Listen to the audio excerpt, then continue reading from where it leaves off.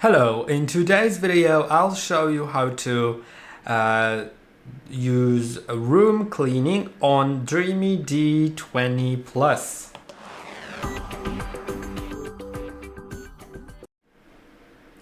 Room cleaning means you can select some rooms and not necessarily all of them to clean. And to do it, select room right here in the app, then tap on the rooms that you'd like to clean. Let's say I only want to clean the kitchen. In that case, I'll click on kitchen and now I can clean it.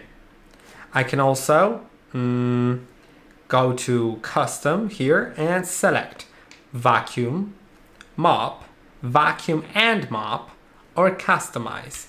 In all of these modes, you can change the suction power, mop wetness, and route. In customize, if you select more than one room, you can change the settings for each room.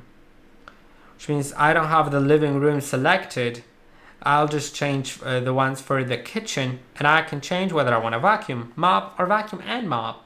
I can change the suction power and the amount of cycles, or in mop settings, I can also do mop wetness. I can adjust it, and then let's save it with this approve button. And now when I select the kitchen to clean, I can start cleaning and it'll do that.